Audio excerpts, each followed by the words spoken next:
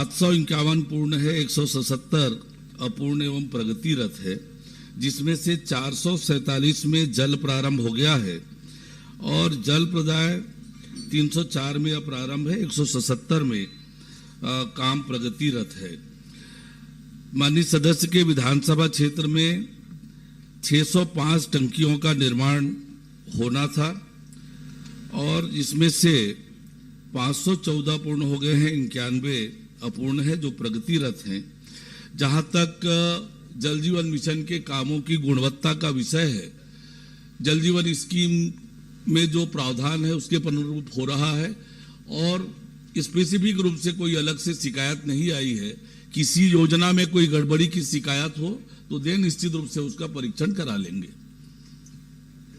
माननीय अध्यक्ष महोदय, आपने कहा कि 900 में से 177 अपूर्ण है। अगर पूरा हो गया है तो कितने घरों में पानी जा रहा है, कितने टंकों में पानी का, टंकियों में पानी का व्यवस्था है? एक भी टैंक में पानी है ही नहीं है, पानी निकला ही नहीं है और वहां पानी का व्यवस्था बता दिए। मैंने बहुत स्पष्ट रूप से अपने उत्तर में बताया माननीय अध्यक्ष महोदय कि 928 टंकियों का प्रावधान है, 751 पूर्ण हुए हैं, जिसमें से 447 टंकियों से जल का प्रदाय किया जा रहा है। माननीय अध्यक्ष महोदय, मेरे पास पंचायतों का पूरा है, आया है, किसी गांव में किसी टंकी में पानी ही नहीं है। कहीं पर आपका नल का घरों में केवल टोटी लगा है। बरसात का पानी होगा माननीय अध्यक्ष जी, वर्षा वाला होगा। टोटी लगा है, पाइपलाइन भी नहीं बिछा है, कहीं बिछा है तो टूटा फूटा अधूरा पड़ा हुआ है। कहीं भी व्यवस्था के तहत खुदाई नहीं हुआ है, पानी टंकी बना दिया गया है पर पानी का पते नहीं। रजवाड़े जी, मंत्री जी का जवाब 751 पूर्ण, 177 अपूर्ण, क्या आप इससे सहमत हैं कि असहमत हैं? नहीं, सहमत नहीं हूं मैं। मेरे यहाँ में जो बता रहे हैं कि 600 कुछ हुआ है, लेकिन मैं सहमत नहीं हूं। माननीय अध्यक्ष महोदय, कोरिया जिले में जल जीवन मिशन के अंतर्गत 678 योजनाएं स्वीकृत है। 678 योजनाओं में से 143 योजनाएं पूर्ण करके ग्राम पंचायत को हस्तांतरित कर दी गई है। इसमें किसी तरह की उनको लगती है कि गड़बड़ी है, ये नहीं हो रहा है, तो स्पेसिफिक कंप्लेंट बता दें, कोई नाम बता दें गांव का, निश्चित रूप से उसका परीक्षण कराएंगे। जल जीवन मिशन का काम अति महत्वपूर्ण काम है, जो प्रधानमंत्री माननीय नरेंद्र मोदी जी ने इतने सालों के बाद लोगों तक शुद्ध पेयजल पहुंचाने के लिए इतनी वृहद योजना बनाई है। हमारी सरकार बनने के बाद उस योजना को सुव्यवस्थित रूप से आगे बढ़ाने का लगातार हम काम कर रहे हैं और जैसे मैंने बताया कि 143 योजनाओं को ग्राम पंचायत को हमने हैंडओवर कर दिया है। हैंडओवर करने से पहले ग्राम सभा का आयोजन होता है, ग्राम सभा के अनुमोदन के बाद वो हस्तांतरित पंचायतों को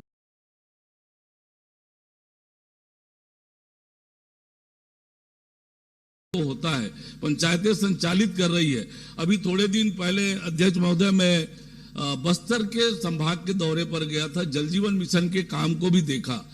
कांकेर जिले का बड़े गौरी गांव में गया मैं, महिला सरपंच है, महिला सरपंच इतने अच्छे से संचालित कर रही है उस योजना को अपने पास लेकर। पूरे गांव के लोगों के साथ मैंने बैठक की, गांव का हर व्यक्ति संतुष्ट था।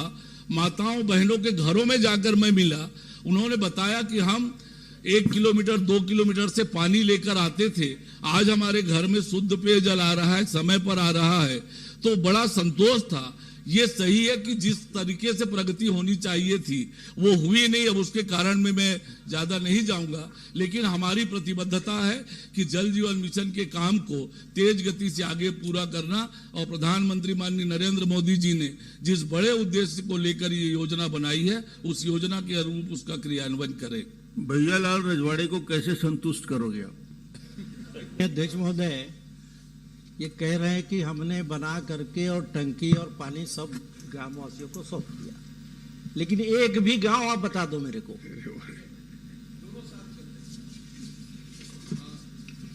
एक भी गांव बता दो कि यहाँ मैंने बहुत इसे स्पष्ट ऐसा प्रश्न थोड़ा कठिन है। 177 जो अपूर्ण बता रहे हैं, उसके अतिरिक्त और सूची है क्या आपके पास? वो दे दे मंत्री जी को। मेरे पास है। अध्यक्ष महोदय, मैं सोचता हूं इसके अच्छा ये होगा कि एक दिन के भर के लिए जाएं और माननीय सदस्य के साथ रात्रि विश्राम करें, उसके बाद संतुष्टि हो सकती है, इधर भी उधर भी।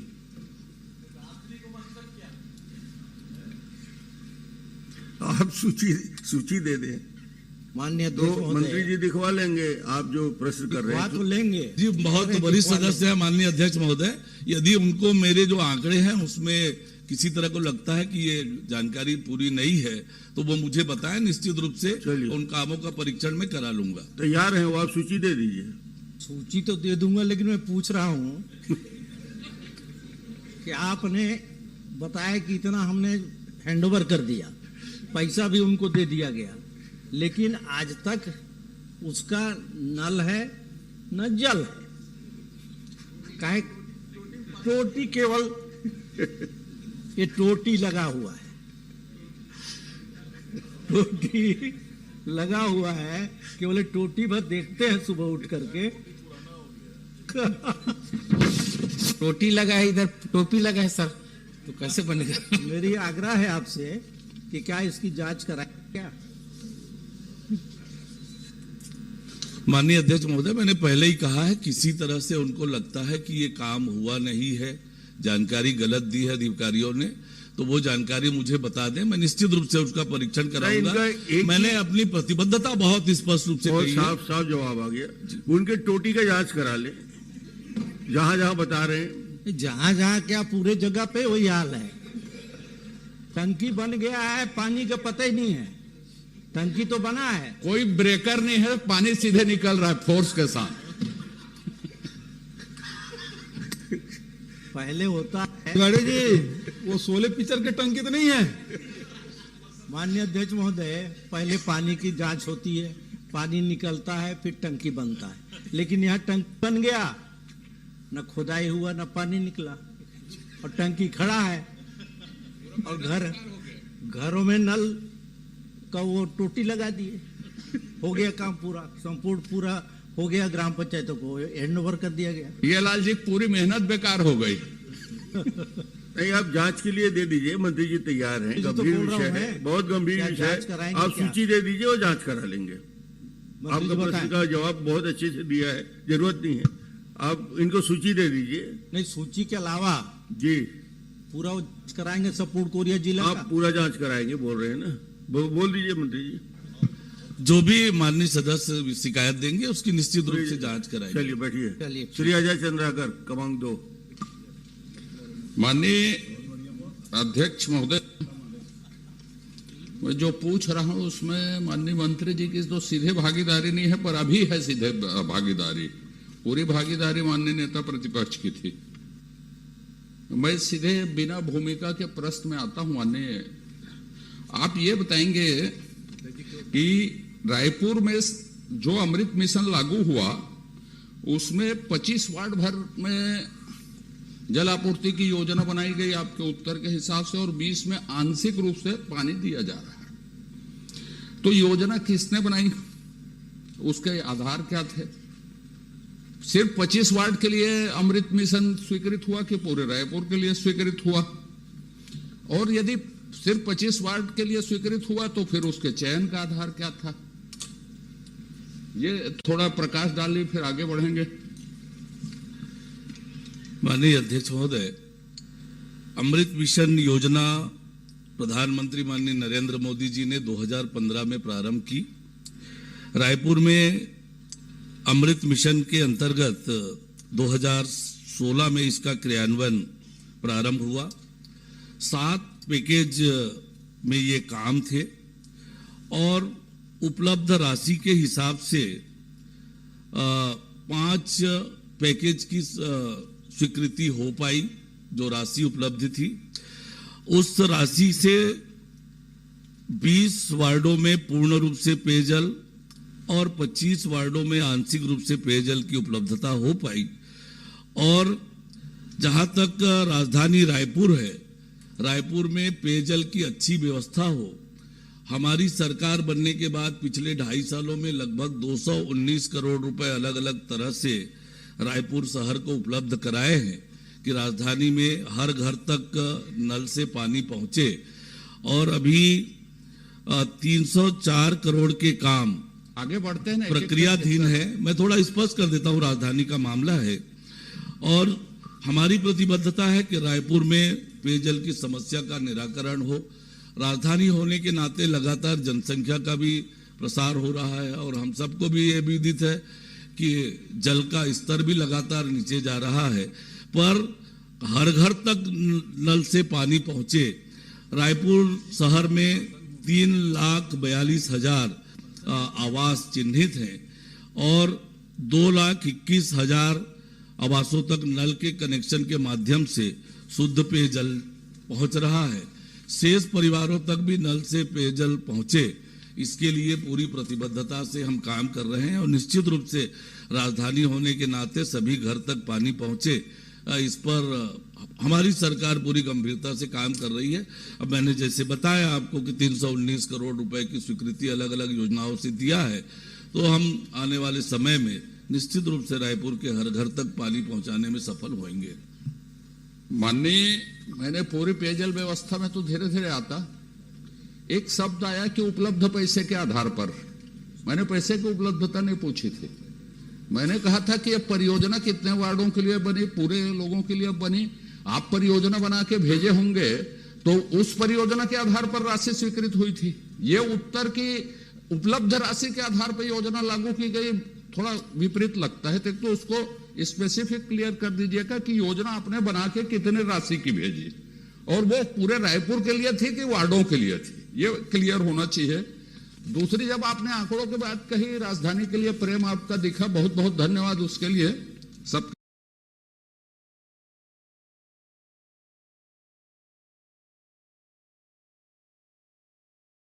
की राजधानी है। आपके इतने मिशन के बाद जो आंकड़े आपने दिए हैं, 1,21,000 घरों में पानी ही नहीं जा रहा। आप ही ने आंकड़े बताए हैं उसी के आधार पे। तो पहले यह बता दीजिए, आपकी परियोजना राशि आपको फिक्स मिली कि आपने परियोजना बना के दी उसके आधार पर राशि मिली, और वो वार्डों के हिसाब से बनी थी कि पूरे रायपुर के लिए बनी थी, और किसने बनाई थी उसको? माननीय अध्यक्ष महोदय, अमृत मिशन योजना इस तरह की योजना है कि जो फेज 1 था उसमें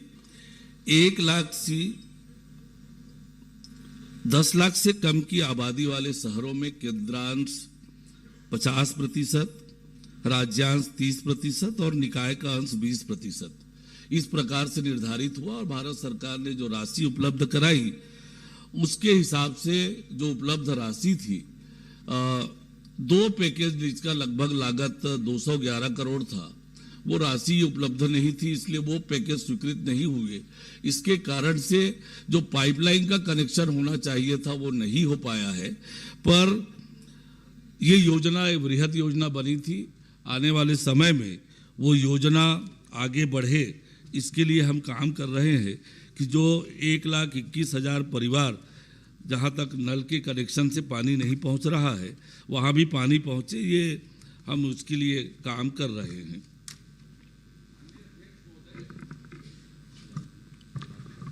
अमृत मिशन 1 के बाद अमृत मिशन 2 भी लागू हो गया इस देश में। अब अमृत मिशन 2 के बारे में रायपुर शहर के विधायक लोग बात करेंगे, माननीय विधायक लोग, लेकिन जिस तरह से बता रहे हैं पूरे देश में सबसे ज्यादा टैंकर रायपुर में ही चलते हैं, राजधानी की बात यदि हम करें तो। मैं अब दूसरा प्रश्न आपसे कर लेता हूं। आपने सिर्फ स्मार्ट सिटी का नाम लिया अन्य योजनाओं में। आप स्मार्ट सिटी से, 15वां वित्त आयोग से, नगरोत्थान से और जल कष्ट से, दूसरा प्रश्न है ये मेरा, इसमें कितना व्यय किया है? और स्मार्ट सिटी में अमृत मिशन लागू होने के बाद आपने जो परियोजना बनाई स्मार्ट सिटी में, उसमें कितने का प्रोविजन था राशि का, जो कार्य योजना बनी उसमें? और कितने प्रतिशत ऊपर में उसका काम शुरू किया गया और कितना पूरा हो गया अभी, और कितने लोगों को 24x7 पानी मिल रहा है।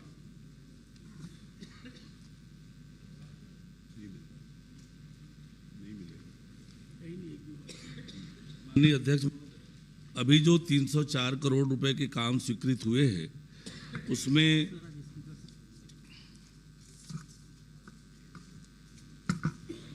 तो अलग अलग बता दीजिए। 300 जाई करने के बजाय मैंने स्मार्ट सिटी का पूछा है, फिर नगरोत्थान पूछा है, फिर 15 जी मैं सभी का बता देता हूं आपको, सभी का बता देता हूं आपको।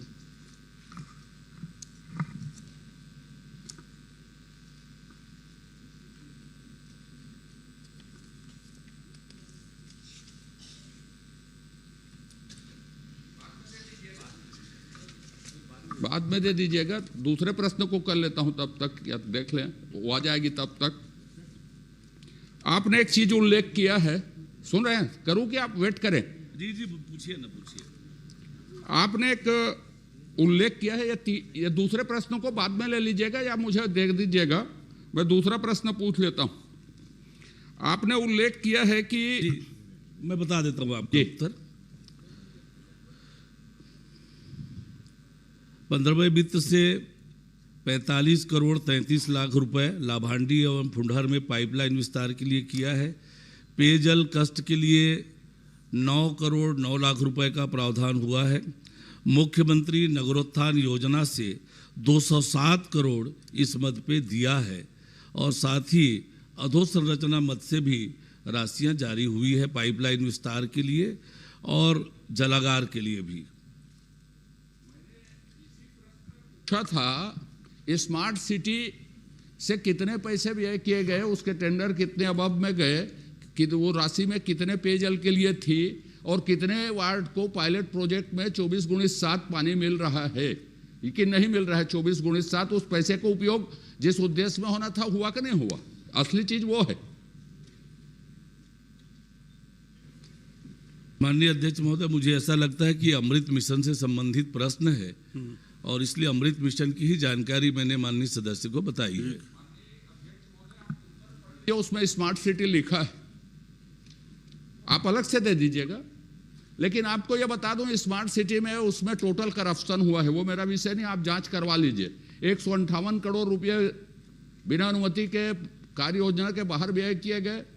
आपको जानकारी मैं दे देता हूं, 21% से ऊपर अबव वो टेंडर गया और किसी भी वार्ड को 24x7 पानी नहीं मिला है अभी तक। वो डबल तिबल एक के ऊपर एक पाइपलाइन बिछाई गई, आपको जानकारी भर के लिए दे रहा हूं। अब मैं तीसरा प्रश्न कर लेता हूं छोटा सा। लोक स्वास्थ्य अभियांत्रिकी का आपने उल्लेख किया, लोक स्वास्थ्य अभियांत्रिकी विभाग के माध्यम से भी की गई है, आपके उत्तर में है। लोक स्वास्थ्य अभियांत्रिकी विभाग कौन सी योजना के तहत रायपुर में पानी देता है, कहां से वो पानी सप्लाई करता है, मुझे बताइएगा। एक और दूसरी बात, नगर निगम में पेयजल आपूर्ति के लिए क्या सेटअप है, ये बता दीजिएगा कि कोई तकनीकी रूप से दक्ष आदमी नगर निगम में पदस्थ है कि नहीं। बस ये मेरे दोनों आखिरी प्रश्न है। देखिए, स्वास्थ्य अधिकारी पदस्थ है और पेयजल की व्यवस्था के लिए भी पूरा सेटअप है, पेयजल के जांच के लिए पूरी व्यवस्था है। और जो प्रश्न स्मार्ट सिटी का आपने पूछा था, जो प्रश्न में नहीं है, फिर भी मैं 130 करोड़ की योजना थी 14 वार्डों के लिए, उस पर काम हुआ है। अब आगे बढ़ गए हैं, मैंने आपसे ये पूछा है, स्पेसिफिक बता दीजिएगा। आपने उत्तर में दिया है लोक स्वास्थ्य यांत्रिकी विभाग के माध्यम से भी की गई है पेयजल की व्यवस्था। लोक स्वास्थ्य अभियांत्रिकी विभाग से कौन सी योजना के तहत कहां पानी दिया जा रहा है, कितना पानी दिया जा रहा है? मेरे हिसाब से लोक स्वास्थ्य अभियांत्रिकी के द्वारा रायपुर शहर में कोई योजना संचालित नहीं। आप बताइए कौन सी योजना के तहत लोक स्वास्थ्य अभियांत्रिकी विभाग पानी दे रहा है, विभाग एक। और दूसरा, कर्मचारियों की संख्या आपने बताई, उसके लिए धन्यवाद, लेकिन कौन आदमी पेयजल रायपुर शहर के लिए जिम्मेदार है? ई है, एसी है, कौन से लेवल का है और कौन देखता है, जोन में पदस्थ है? क्योंकि मेरी जो जानकारी है, तकनीकी रूप से विशेषज्ञ आदमी एक भी नहीं है जो पेयजल को संचालित करे रायपुर के, राजधानी के। हो सकता है मैं गलत हूं, तो ये दोनों बता दीजिए कि लोक स्वास्थ्य अभियांत्रिकी विभाग कौन सी योजना से रायपुर शहर को पानी देता है, कितने जनसंख्यक देता है, और तकनीकी रूप से सक्षम आदमी कौन है, 1 2 3 ये बताइएगा। संख्या आपने बताई, धन्यवाद। माननीय अध्यक्ष महोदय, एग्जीक्यूटिव इंजीनियर रैंक के अधिकारी जो है जल विभाग के प्रभारी अधिकारी हैं, पूरा सेटअप है। सुनील जी, सुनील सोनी, आपका प्रश्न बहुत है, वो कर लेंगे ना। छोटा सा बड़ा महत्वपूर्ण, लोक स्वास्थ्य अभियांत्रिकी विभाग द्वारा भी पानी की व्यवस्था होती है उत्तर में। लोक स्वास्थ्य अभियांत्रिकी विभाग कौन सी योजना से पानी देता है, कहां पर देता है, कितनी जनसंख्यक देता है? मैं बोल रहा हूं सदन में कि उसकी कोई योजना रायपुर में संचालित नहीं है स्वतंत्र रूप से लोक स्वास्थ्य अभियांत्रिकी की।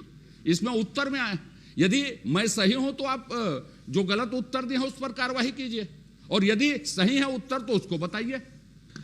माननीय अध्यक्ष महोदय, हम सब जानते हैं कि पूर्व में पीएचई ही शहर ग्रामीण सबके पेयजल के लिए योजनाएं संचालित करती थी। जल आवर्धन योजना पूर्व में संचालित रही है रायपुर में, तो उनके द्वारा किए गए काम है जो आज जब नगर निगम को हैंडओवर हो चुका है। ठीक हो गया, पर्याप्त जवाब आ गया। मैं प्रश्न नहीं पूछ रहा हूं, सिर्फ आपको बता रहा हूं, फिर मैं जवाबदारी से बोल रहा हूं कि रायपुर में पेयजल योजना लोक स्वास्थ्य अभियांत्रिकी के द्वारा संचालित नहीं है। लोगों ने उत्तर सही नहीं दिया है, यह विधानसभा का विषय है। मैं माननीय मंत्री जी को आपके लिए कह रहा हूं, मैं या तो उत्तर आ जाए या गलत उत्तर देने वालों के ऊपर कार्रवाई हो। यह रायपुर के लिए मतलब यदि हम एकीकृत विचार नहीं करेंगे तो रायपुर में टैंकर ही चलते रहेगा। माननीय अध्यक्ष महोदय, आपकी संवेदनशीलता दिखे, जिम्मेदार के ऊपर आप कार्रवाई करें। उत्तर को एक बार फिर से पढ़ देता हूं मैं, जो उत्तर में उल्लेखित है। रायपुर शहर में पेयजल की व्यवस्था अमृत मिशन के अलावा अन्य योजनाएं स्मार्ट सिटी मिशन लोक स्वास्थ्य से भी की गई है, की जा रही है, ये नहीं है। अब मैं पढ़ता हूं रायपुर शहर में पेयजल व्यवस्था अमृत मिशन के अलावा अन्य योजनाओं स्मार्ट सिटी मिशन लोक स्वास्थ्य अभियांत्रिकी विभाग के माध्यम से भी की गई है, ये आपने लिखा है। आप भी देख लीजिए माननीय अध्यक्ष महोदय, ठीक है? चलिए, धन्यवाद अध्यक्ष जी। मेरा बहुत सरल प्रश्न है, ये पूरी गर्मी के अंदर में जहां जहां टंकियां हैं वहीं पे टैंकर चल रहे थे। जैसे चंगोरा भाटा है, भाटा गांव है, 19 टैंकर, 19 भक्तकर्मा माता और चंगोरा भाटा मिलाएंगे तो 19 टैंकर चले और वहां टंकी है।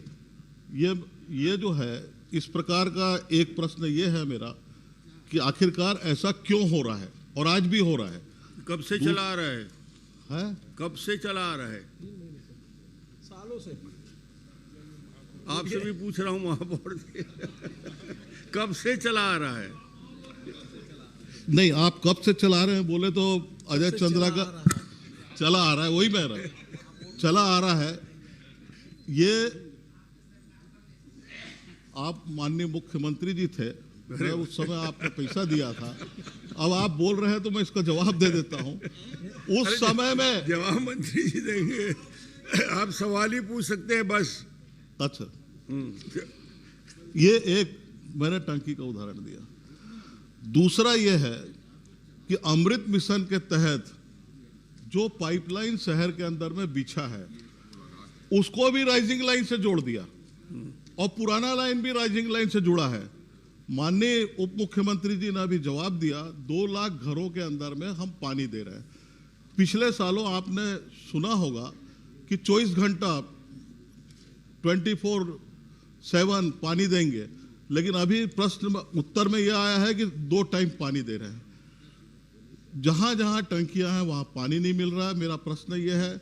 दूसरा यह है कि आपके अधिकारियों की लापरवाही के कारण जो 2 लाख घरों का आप उदाहरण दे रहे हैं, वहां पे भी जो है आधा 1 घंटे से ज्यादा पानी नहीं मिल रहा है। उसके लिए मेरा प्रश्न यही है कि इसके लिए आप क्या कार्रवाई करेंगे, और आने वाले समय में 1 लाख से अधिक लोगों को जो आप पानी देने वाले हैं उसकी योजना क्या है? मंत्री जी। अध्यक्ष महोदय, रायपुर शहर में कुल मिलाकर 45 पानी की टंकियां हैं। पूर्व से निर्मित 33 है, अमृत मिशन से 12 निर्मित हुई हैं। 2 टंकियां ऐसी है लाभांडी और फुंडहर की, जहां से जल की आपूर्ति किया जाना अभी शेष है, और वो दोनों टंकी ही है जहां से अभी पानी की सप्लाई नहीं हो रही है। हम कोशिश कर रहे हैं कि उन दोनों टंकियों से भी पानी की सप्लाई प्रारंभ हो जाए। मेरा प्रश्न ये है, चंगोरा भाटा में टंकी है, वहीं पे भक्त कर्मा माता वार्ड और चंगोरा भाटा वार्ड है, तो वहां टैंकर क्यों चल रहे हैं? राजेश जी। माननीय अध्यक्ष जी, आपने मुझे समय दिया उसके लिए धन्यवाद। यह रायपुर की पेयजल की समस्या समाचार पत्रों से लेकर के आम जनता का चर्चा का विषय। मैं खाली इतना पूछना चाहता हूं कि नगरीय प्रशासन विभाग की कोई कार्य योजना है कि रायपुर के अंदर आम जनता को घर तक मीठा पानी कब तक पहुंचाएंगे, ऐसी कोई कार्य योजना बनी है क्या? मेरा प्रश्न का एक प्रश्न, उसी पे एक प्रश्न हो रहा है बस। कोई कार्य योजना बनी है क्या? माननीय अध्यक्ष महोदय, माननीय सुनील सदस्य जी ने जो पूछा है, चंगोरा भाटा क्षेत्र में कुछ क्षेत्र बहुत दूर में है, दूरवर्ती क्षेत्र है, वहाँ पानी से टंकी से सप्लाई नहीं हो पा रही थी, इसलिए वहाँ पर टैंकर से पानी की व्यवस्था की गई। माननीय राजेश मुंडत जी ने जो प्रश्न किया है, अभी मैंने अपने विभाग से सभी नगरीय निकायों के आयुक्त और सीएमओ को पत्र लिखा है और पत्र लिखकर उनसे कहा है कि आपके शहर में पेयजल पूर्णतः आपूर्ति के लिए क्या करने की आवश्यकता है, इसकी कार्य योजना बनाएं। और मैं लगातार इस दिशा पे काम कर रहा हूं कि हम आने वाले समय में प्रदेश के सभी नगरीय निकाय के हर घर तक पेयजल की योजना बनाकर उस पर काम करें। तो ये हमारी चिंता है कि हम घर तक शुद्ध पेयजल से पानी पहुंचाएं और उस पर हमारा विभाग काम भी कर रहा है। माननीय अध्यक्ष महोदय, ये ना योजना नहीं है हमारे पास। आप ही के उत्तर में और पूर्व महापौर रहे सुनील सोनी जी, जो सांसद भी रह लिए, विधायक भी हैं, रायपुर शहर की पेयजल सप्लाई के लिए 350 MLT का फिल्टर प्लांट रायपुर में है। 17 टंकियां पहले बनी, अमृत मिशन में 24 टंकी बनी, जिसमें 2 टंकी 5 साल तक कंप्लीट होकर खड़ी रही। पाइपलाइन का विस्तार नहीं हो पाया। अब 15वें वित्त आयोग में आपने पैसा दिया है, पाइपलाइन का विस्तार हो रहा है। आपने एक बात कही आपके उत्तर में कि 24/7 आपने कहा है, आपने 3 वार्डों को चिन्हित किया है।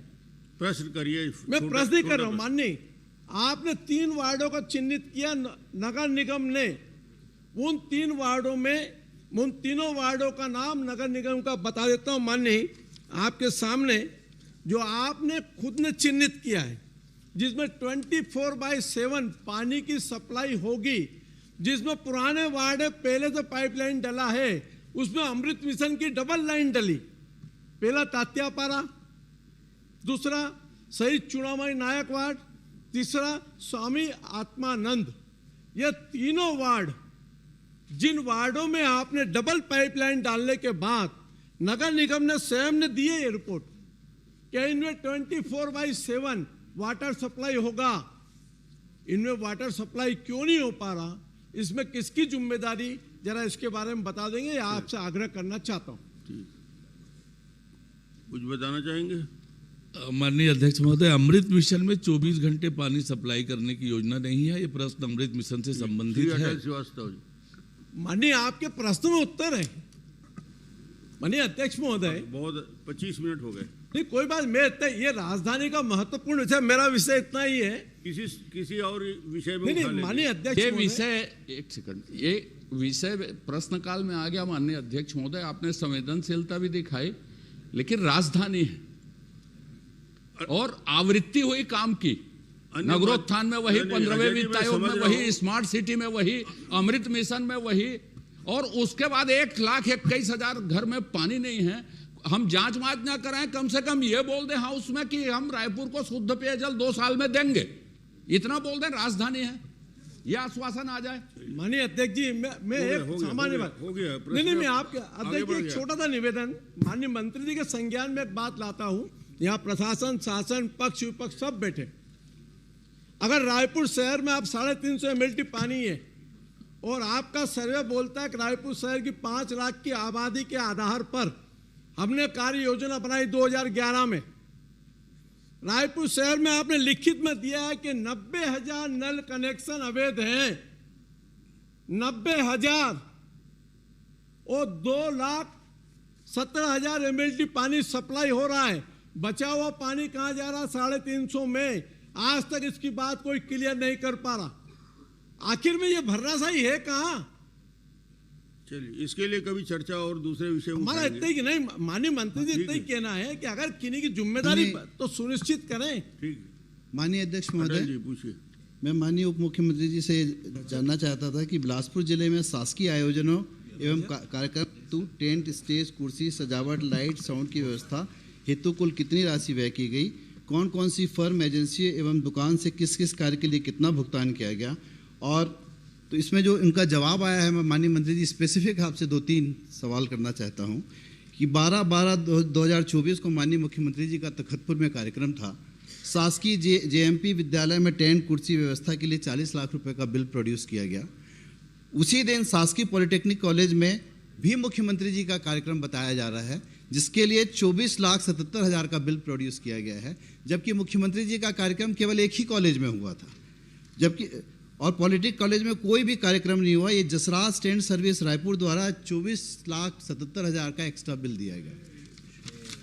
दूसरा केस है कि दिल्ली से कलकत्ता फ्लाइट का शुभारंभ, दिल्ली से कलकत्ता फ्लाइट का वर्चुअल 1,27,000 का प्रोजेक्टर का बिल प्रोड्यूस किया गया यम एसोसिएट द्वारा, जबकि 12 तारीख को 13 के एक दिन पहले बिलासपुर दिल्ली फ्लाइट का माननीय मुख्यमंत्री जी ने शुभारंभ किया, जिसमें छेदी साउंड वाले को 1.5 लाख रुपए दिया।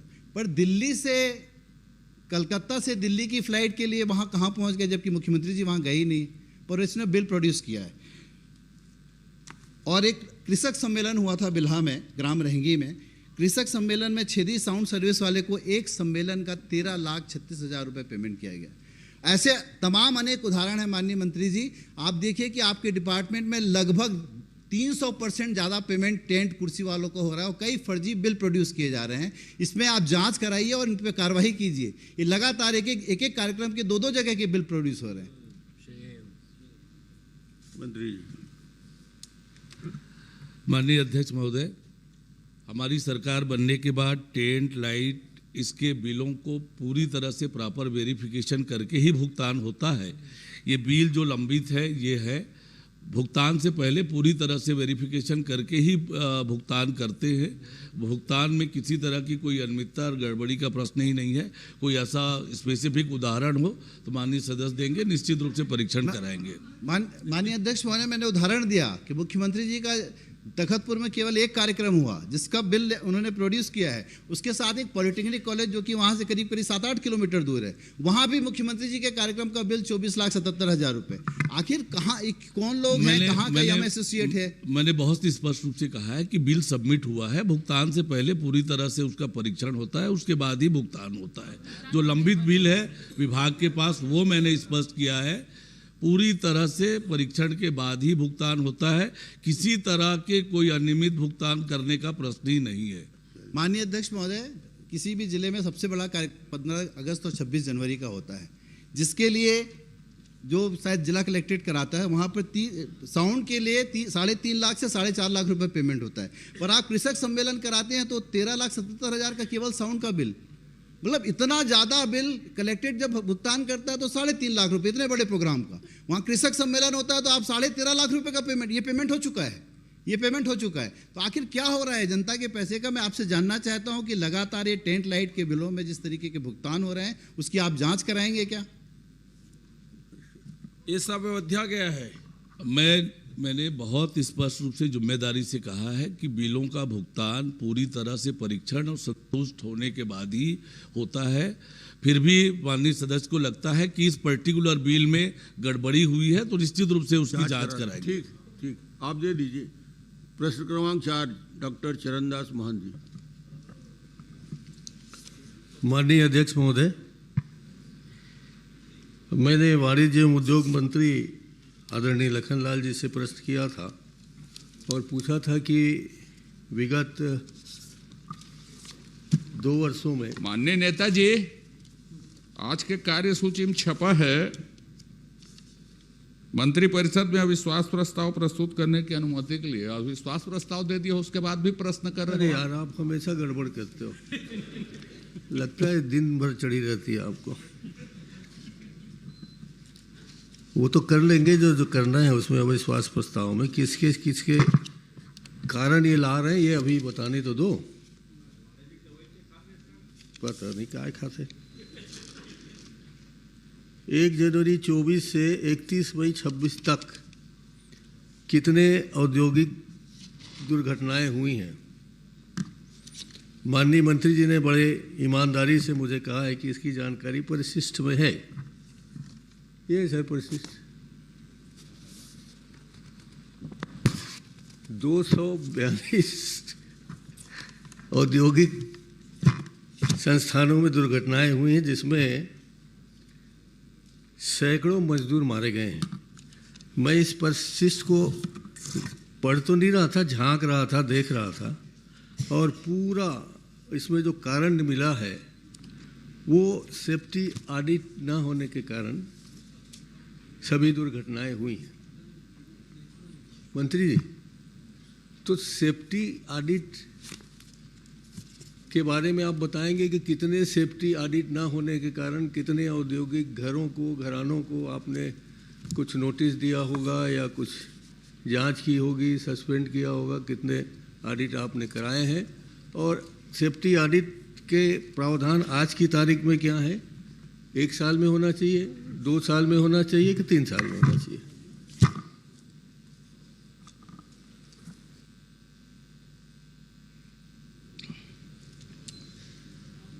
माननीय अध्यक्ष महोदय, खतरनाक रसायनों के निर्माण, भंडारण या संबंधी नियम 1989 के प्रावधान के अनुसार अति खतरनाक श्रेणी के कारखानों में प्रत्येक 2 वर्षों में एक बार बाह्य एजेंसी से तथा प्रत्येक वर्ष में आंतरिक रूप से सेफ्टी कराए जाते हैं। वर्ष 2024 31 मई 26 तक 76 कारखानों में सेफ्टी ऑडिट हुआ है। 32 प्रदेश के 32 अति कारखानों श्रेणी कारखाना स्थित हैं। इसमें 5 कारखाना में दुर्घटना घटित हुई है। इन सभी 5 कारखानों में सेफ्टी ऑडिट हुए हैं। साथ ही हमारे अति खतरनाक श्रेणी के कारखानों में सेफ्टी ऑडिट नहीं होने पर कारखाना अधिनियम 1948 की धारा 92 के तहत कार्रवाई के जाने का प्रावधान भी है। इस तरह से सेफ्टी ऑडिट माननीय अध्यक्ष महोदय जी कराया गया है।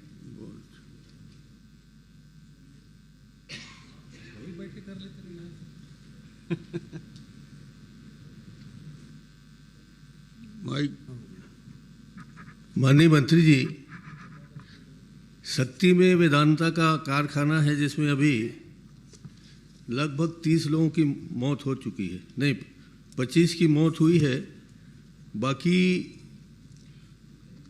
7 लोग अभी भी घायल चल रहे हैं। इसमें जिन जिन लोगों को दोषी पाया गया उनकी संख्या आपने 2 बताया है, और मेरी जानकारी में आप सत्य कथन नहीं कर रहे हैं। अगर कहें तो मैं कुछ बताऊं कि आप सुधार कर रहे हैं क्वेश्चन का।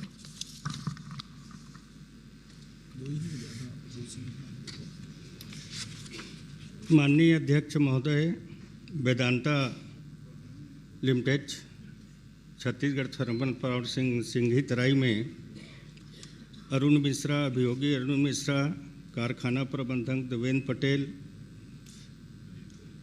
साथ ही हमारे उसके विरुद्ध में पुलिस में भी एफआई दर्ज हुआ है, जिसमें मैं बताना चाहूँगा पुलिस थाना डबरा शक्ति द्वारा FIR 119 दिनांक 15/4/26 को 2026 को पंजीकृत किया प्रकरण में कारखाना के निर्देशक अनिल अग्रवाल जी, अन्य आरोपी को भी आरोपी बनाया गया है। वर्तमान में विवेचनाधीन है। कलेक्टर शक्ति द्वारा दुर्घटना के उपरांत नियुक्त जांच अधिकारी, कलेक्टर अनुविभागीय अधिकारी दंडाधिकारी डभरा जिला शक्ति को भी जांच अधिकारी नियुक्त किया गया है। उसी तरह से श्रम विभाग के माध्यम से भी श्रम न्यायालय में उसका दायर किया गया है।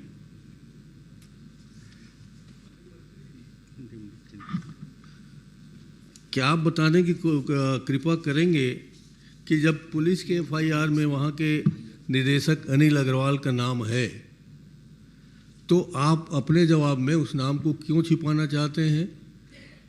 क्या आपके कोरबा में भी वेदांता का समूह है इसलिए, या और कोई व्यक्तिगत कारण है?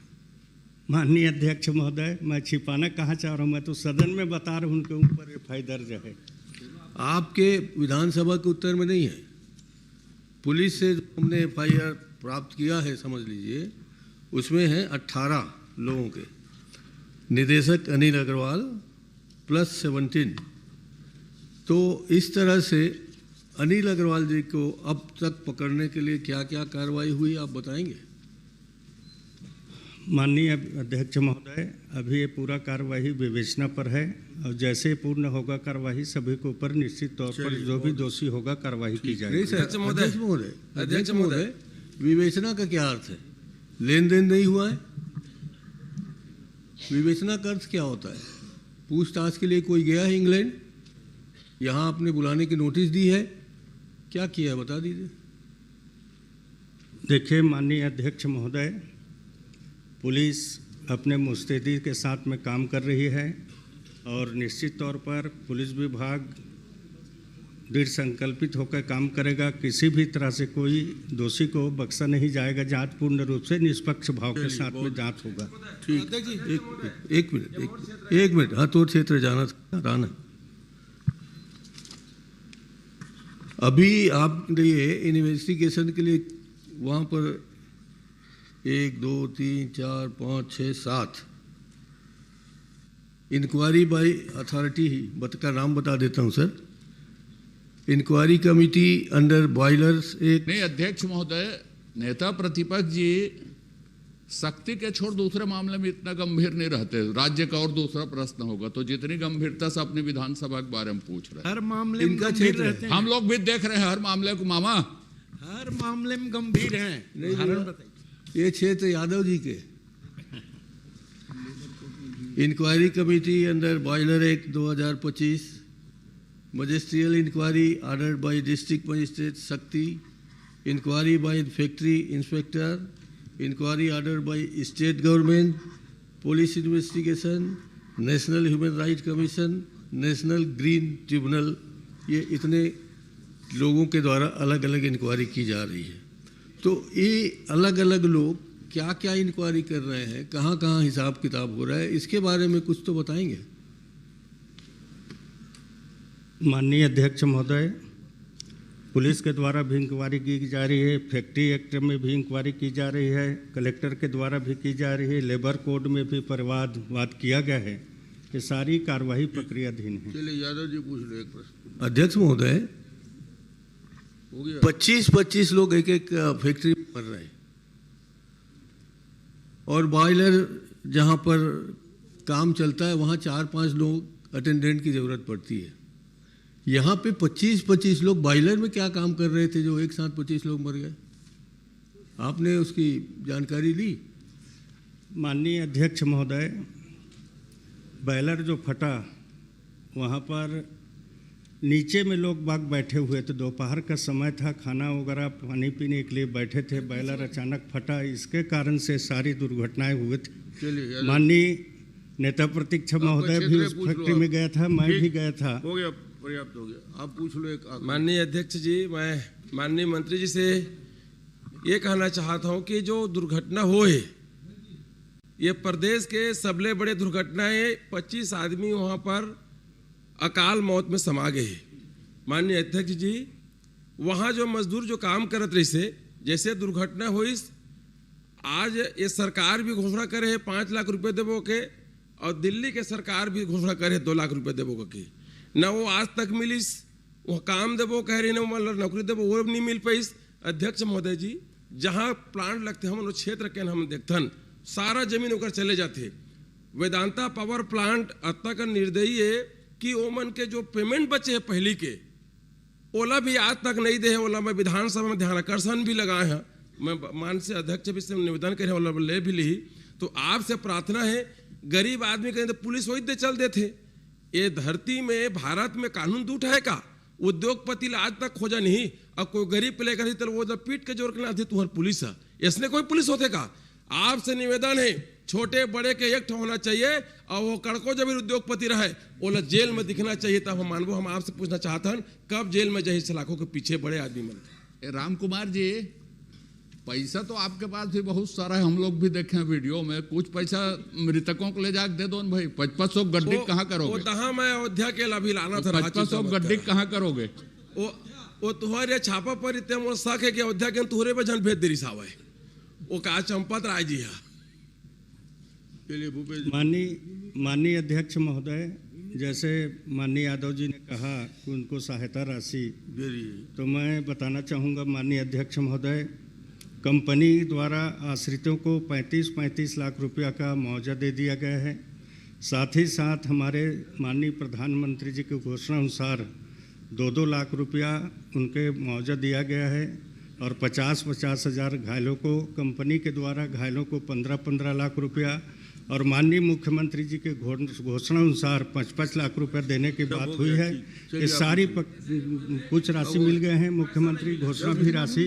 सदन में जब बोल रहे हैं, मेरे गांव का है मुझ तक, आप कोई नाम हो दे देना। नहीं तो किसी को नहीं मिला है अध्यक्ष महोदय, ऐसी झूठ थोड़ी बोले। मंत्री महोदय जी आप चेक करा लो, नहीं मिला है पैसा, देख लेंगे। पैसा नहीं मिला है अभी तक। मैं कलेक्टर से बात हुआ है, मेरे गांव के एक जन मृत है उससे बात हुआ है, ठीक है, ठीक, नहीं मिला है पैसा।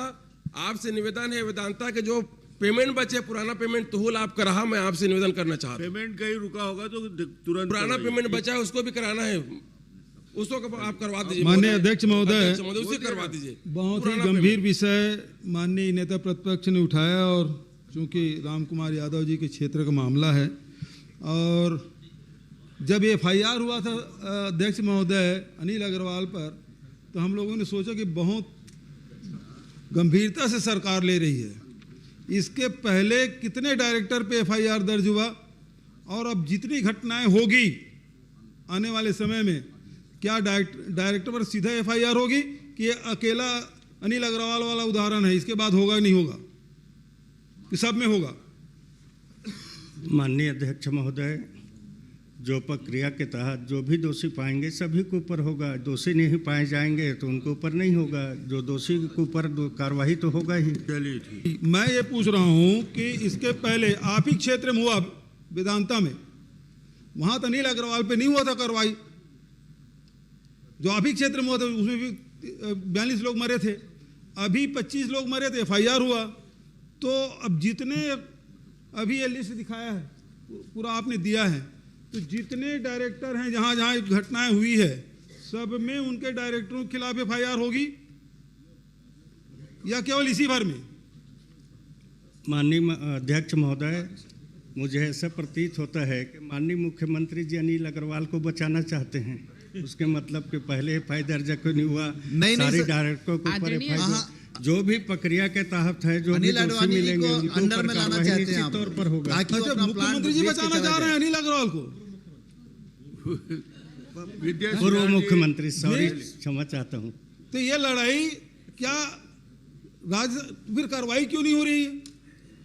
अनिल अग्रवाल जैसे नेताजी ने कहा FIR भर कर दिए, और उसको बुलाने के लिए नहीं गए, कोई नोटिस भेज गया है? माननीय अध्यक्ष महोदय, अभी विवेचना पर है, और मैंने पहले कहा पूर्व मुख्यमंत्री भी रह चुके हैं, कैसे भी माननीय अध्यक्ष महोदय किसी का नाम लेकर कार्रवाई की मांग नहीं की जा सकती विधानसभा में, क्या ध्यान कर सकते? जब FIR हो गया, जितने जिम्मेदार रहे, सवाल ही पैदा नहीं, आप नाम लेकर कार्रवाई मांग नहीं कर सकते, जिम्मेदार होगी अलग बात है। क्यों नहीं होगी? नहीं, सवाल उसको बुलाइए, फिर जिसके खिलाफ जांच चल रही है वो आके अपनी स्पष्टीकरण देगा आपको। तो बुलाइए, सरकार बुलाए, ऐसा नहीं होता, किसी का नाम लेकर कार्रवाई मांग की जाए। बात का है, क्या दबाव में ला रहे हैं अनिल अग्रवाल को? नियम में नहीं है, नियम में नहीं है कार्रवाई, किसी और को फायदा पहुंचाने के लिए FIR किया गया है। नाम लेके आप ये सीधी बात है, किसी और को डायरेक्टर के ऊपर होना चाहिए।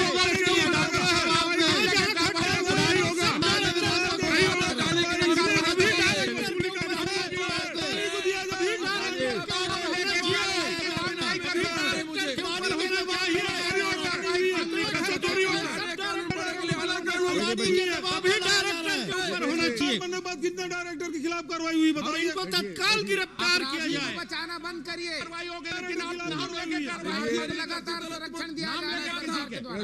आखिर उसकी गिरफ्तारी में देरी क्यों हो रहा है? ठीक हो गया बहुत सारे प्रश्न हो गए। माननीय अध्यक्ष, और जो चर्चा हो रही है व्यक्तिगत नाम लेकर कहीं पे चर्चा नहीं किया जाता, अन्य माध्यम से अब उसको उठाते हैं। माननीय अध्यक्ष महोदय, माननीय एक मिनट, प्रश्न आपने पूछा, उत्तर माननीय मंत्री जी ने दिया, अनिल अग्रवाल का नाम है एफआईआर में, है ना? अब मेरा प्रश्न ये है कि आपके सरकार बनने के बाद जितने भी औद्योगिक घटनाएं घटी है, क्या सभी डायरेक्टरों के खिलाफ एफआईआर करेंगे, या आने वाले समय में जो घटनाएं घटेगी डायरेक्टर के खिलाफ सीधा कार्रवाई करेंगे? कौन सा प्रश्न हुआ आने वाले? माननीय अध्यक्ष महोदय, जो नियम में होगा उसके तहत अध्यक्ष महोदय, सीधी बात है कि केवल अनिल अग्रवाल के खिलाफ कार्रवाई हुई है आज तक, इसके पहले कभी नहीं हुई है। तो क्या उसको दबाव में लाने के लिए, उसके फैक्ट्री बिकवाने के लिए कार्रवाई की जा रही है?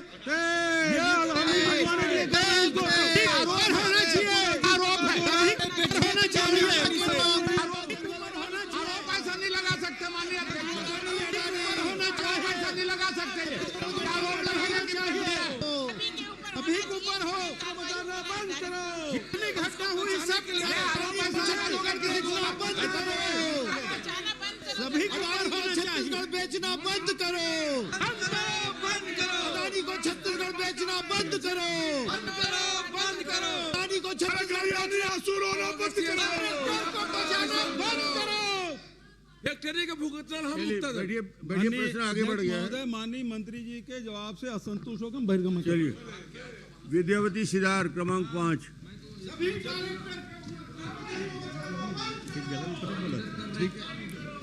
विद्यावती सिदार प्रश्न क्रमांक 5।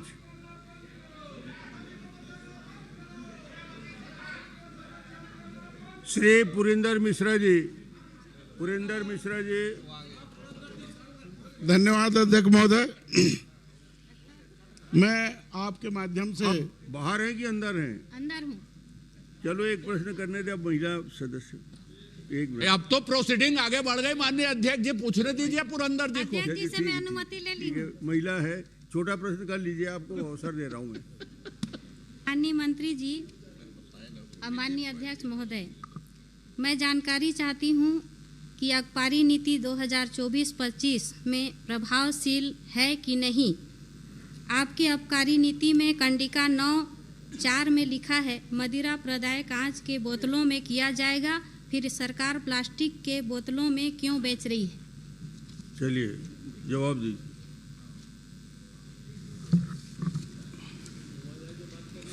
माननीय अध्यक्ष महोदय, वैसे माननीय सदस्य ने प्लास्टिक के बोतल के बारे में प्रश्न नहीं किए हैं, बाकी पूछे हैं तो मैं बता देता हूं कि हम लोगों ने प्लास्टिक की बोतल प्रारंभ की हैं कम रेट के शराब पर, और उससे विक्रय प्रारंभ है।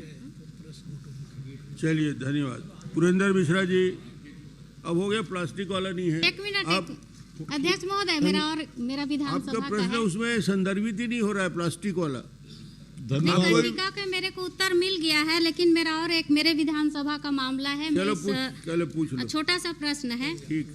मैं अपने विधानसभा क्षेत्र लेलुंगा में शहरी भीड़ भाड़ इलाके में संचालित शराब दुकान हटाने के आवेदन कलेक्टर को वहां के जनता द्वारा दिया गया था, लेकिन आज तक कोई कार्रवाई नहीं हुआ। मैं मंत्री जी से यही कहना चाहूँगी कि आप वहाँ जो शराब दुकान है जहाँ पर कॉलेज और स्कूल प्रभावित हो रहे हैं, उसके कार्रवाई करेंगे क्या? चलिए कुछ कार्रवाई करेंगे, उसका परीक्षण करा लेंगे। वैसे भी हम लोग कलेक्टर से पूरा प्रदेश का बहुत बढ़िया परीक्षण कराया है, जहाँ जहाँ पर इस टाइप का आपत्ति है वो कलेक्टर को आ चुका है। अध्यक्ष जी धन्यवाद। ये माननीय एक छोटा सा एक लाइन का प्रश्न इसमें हो गया, एक लाइन का। आपको हर बार नहीं होगा। एक धन्यवाद अध्यक्ष जी। बहस में एक बार ही आप पूछ सकते हैं, अतिरिक्त प्रश्न बार बार खड़ा होना उचित नहीं है। पुरेंद्र जी, प्रश्नाधीन भूमि पर नगर निगम और नगर निवेश द्वारा कॉलोनी निर्माण व्यावसायिक प्रयोजन का कोई अनुमति नहीं दी गई है, तो मोहन जूट मिल ध्वस्त कर कॉलोनी निर्माण किया जा रहा है, इस पर क्या कार्रवाई करेंगे? बताइए। माननीय अध्यक्ष महोदय, जो माननीय सदस्य जी ने मोहन जूट मिल के बारे में प्रश्न किए हैं और उन्होंने प्रश्न पूछा था कि वो शासकीय ज़मीन है, तालाब है, तो वहाँ के कलेक्टर अपना एसडीएम तहसीलदार के रिपोर्ट के अनुसार कोई भी शासकीय ज़मीन नहीं है, तालाब नहीं है। और जो मोहन जूट मिल है उसको नेशनल कंपनी लॉ ट्रिब्यूनल के माध्यम से नीलामी कर दिया गया है 2019 के अनुसार, और रायगढ़ प्रोजेक्ट लिमिटेड द्वारा उसको खरीदा गया है। और रायगढ़ प्रोजेक्ट द्वारा पार्टनरशिप फर्म बनाया गया है जिसमें कृष्णा रियल्टी के नाम से कुल 7 सदस्य इसमें हैं। बाकी उद्योग विभाग में कोई भी उसका पंजीयन वगैरह रजिस्टर्ड नहीं है। और जो भी माननीय सदस्य जो चाह रहे हैं इतने ही उसमें है, क्योंकि वो ज़मीन नीलामी हो चुका है, दूसरे ने खरीद लिया है। और जो उसमें उनका CSIC का पैसा जो मिलना था उसके लिए 10 करोड़ रुपया लगाया गया था, देना बाकी था, उसके लिए मोहन जूट मिल ने हाई कोर्ट में याचिका दायर किया हो, विचाराधीन है। अध्यक्ष महोदय, मैं आपके माध्यम से मंत्री जी को बताना चाहूँगा, 23/9/2004 को अनुविभागीय अधिकारी RI पटवारी द्वारा जांच तैयार करके सरकारी जमीन और तालाब होने को दर्शाया गया है। क्या ये झूठा जो जानकारी दी है उनके ऊपर कार्रवाई करेंगे क्या? माननीय अध्यक्ष महोदय, उसमें किसी भी के तालाब और सरकारी जमीन नहीं है।